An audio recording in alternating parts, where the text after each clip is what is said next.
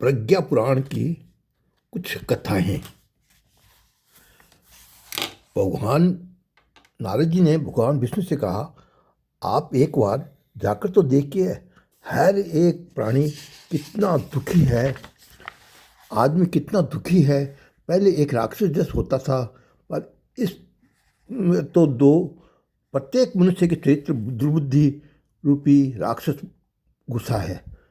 अवस्था के भस्मासुर ने सारी धरती को भस्म करने का निश्चय कर लिया है।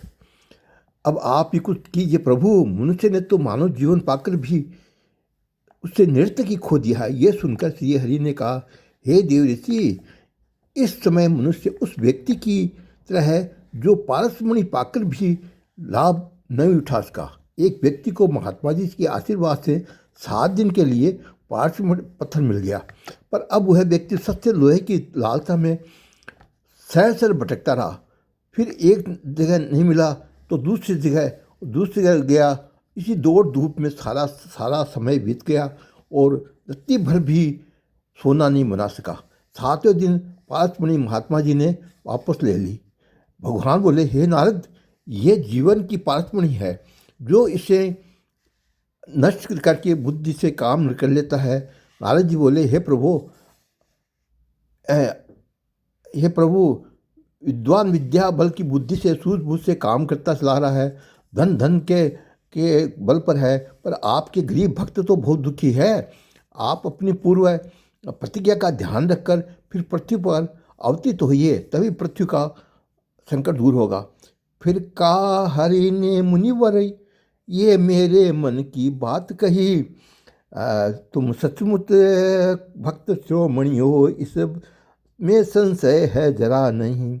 पर आज मनुष्य पर जो संकट है उसने स्वयं बुलाया है, बनकर दूरदर्शी उसने निज गरिमा को निकलाया है। जो नहीं सोचने योग्य अरे, उस पर चिंतन चलता रहता, और बना बस इसीलिए तो मानव का आचरण भ्रष्ट बनता है।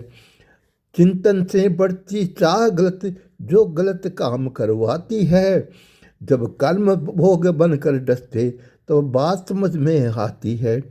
हो उदास बोले ऋषि दीन बंधु भगवान, पूर्व प्रतिज्ञा का करो नाथ आज कुछ ध्यान।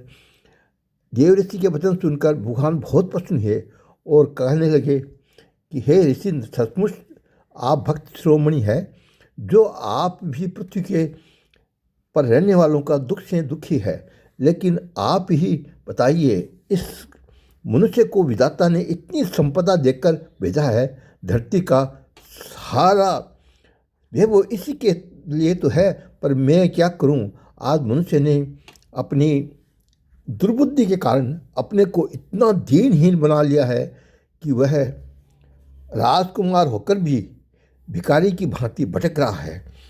एक बार एक सेठ के घर में आग लग गई।